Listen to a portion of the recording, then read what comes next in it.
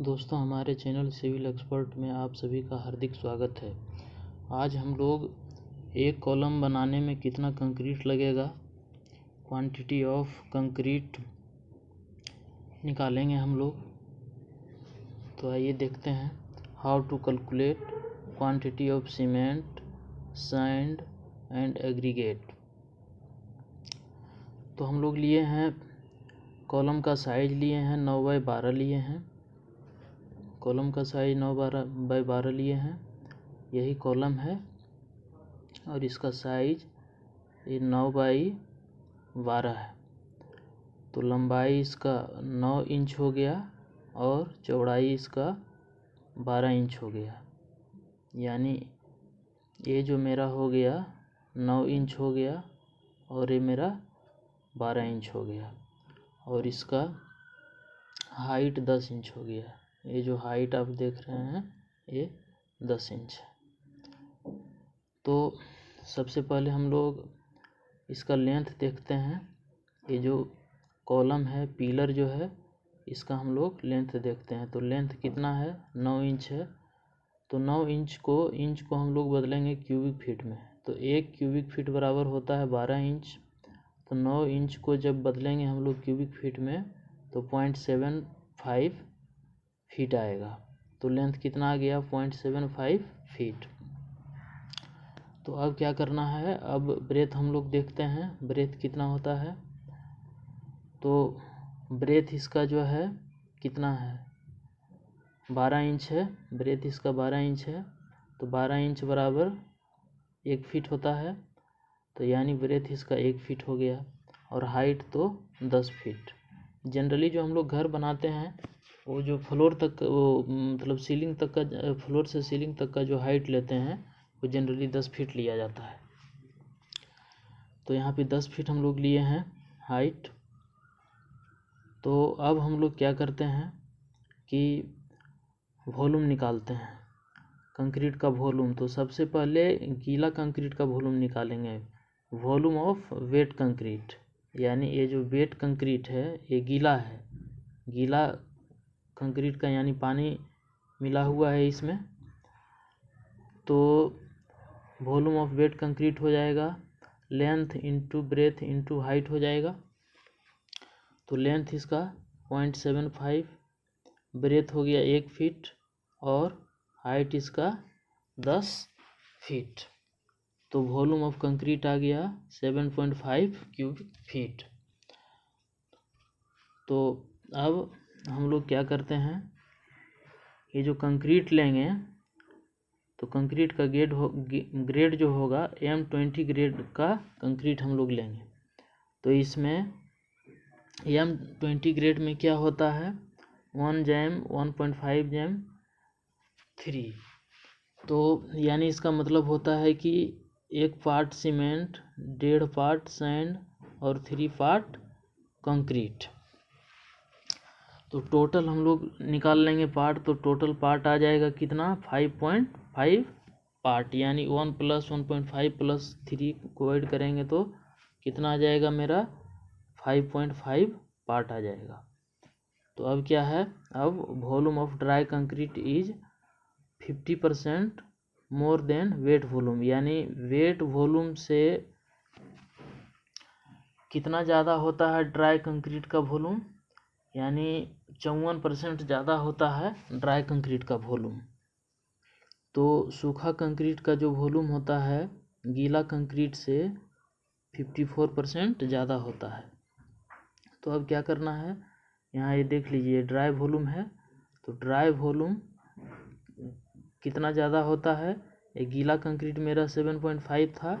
तो 7.5 गीला कंक्रीट में ऐड कर देंगे 54%। तो 1.54 ऐड कर दिए। तो टोटल जो हो गया वॉल्यूम ऑफ ड्राई कंक्रीट हो गया मेरा इतना, वॉल्यूम ऑफ ड्राई कंक्रीट इतना हो गया 11.55 क्यूबिक फीट। तो अब सीमेंट हम लोग, सीमेंट कितना लगेगा वो निकाल लेते हैं। तो सीमेंट कितना लगेगा वो निकालने के लिए, सीमेंट कितना लगेगा, तो इसके लिए एक फॉर्मूला आप याद रखें, part of material divided by total part. तो पार्ट ऑफ मटेरियल सीमेंट कितना पार्ट है, 1 पार्ट है। तो एक पार्ट है, तो इसीलिए यहाँ पे लिए हैं, इसमें एक पार्ट लिए हैं, डिवाइड किए हैं टोटल पार्ट से, तो टोटल पार्ट मेरा कितना है 5.5 है। तो कैलकुलेट करेंगे तो 2.1 क्यूबिक फीट आ जाएगा।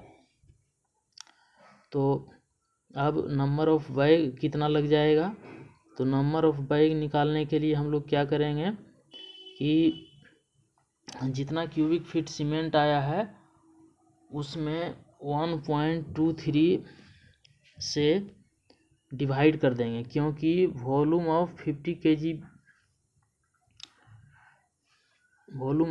kg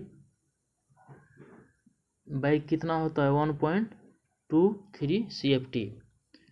तो अब यहाँ पर नंबर ऑफ बैग जब निकालना है हमको, तो यहाँ से निकल जाएगा, तो जितना सीमेंट 2 CFT है 2.1 CFT है, इसमें डिवाइड कर दिए 50 kg। एक पैकेट का सीमेंट का एक पैकेट लेंगे, एक बोरा आप लेंगे तो उसका वजन होगा 50 kg, तो 50 kg होता है 1.23 CFT के बराबर। तो 1.23 से हम लोग डिवाइड कर दिए तो कितना बैग आ गया 1.73 बैग्स, यानी इतना 1.70 बैग्स हो गया सीमेंट का। तो अब क्या है quantity of cement for 1 column, तो एक कॉलम के लिए कितना हो जाएगा, एक कॉलम के लिए हो जाएगा हमको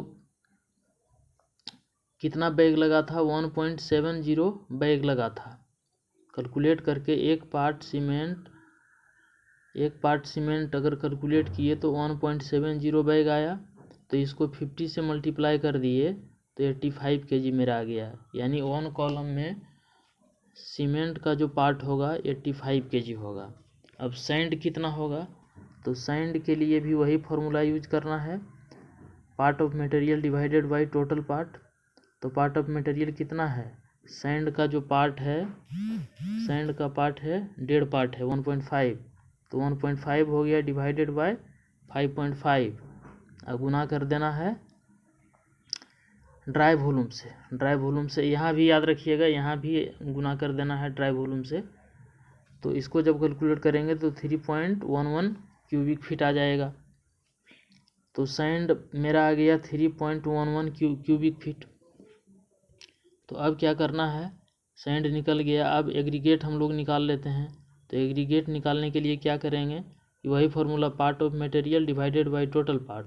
तो एग्रीगेट कितना पार्ट है, यहाँ पे एग्रीगेट होगा, कंक्रीट नहीं होगा, यहाँ पर एग्रीगेट होगा, इसको सुधार लीजिएगा, यहाँ पे एग्रीगेट होगा। तो 3 पार्ट है एग्रीगेट का और टोटल पार्ट 5.5 है, और गुना कर दीजिएगा इसको 11.55। 11.55 क्या है, 11.55 है मेरा ड्राई वॉल्यूम है, 11.55 मेरा क्या है ड्राई वॉल्यूम।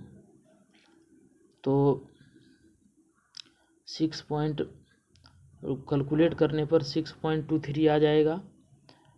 तो अब जब इसको क्वांटिटी फॉर 1 कॉलम, तो इस कॉलम में कितना लगेगा सीमेंट, सैंड और एग्रीगेट, तो सीमेंट लगेगा 1.70 बैग लगेगा, और तो केजी में लेंगे तो 85 kg हो जाएगा। सैंड कितना लगेगा 3.11 cubic feet, aggregate 6.23 cubic feet.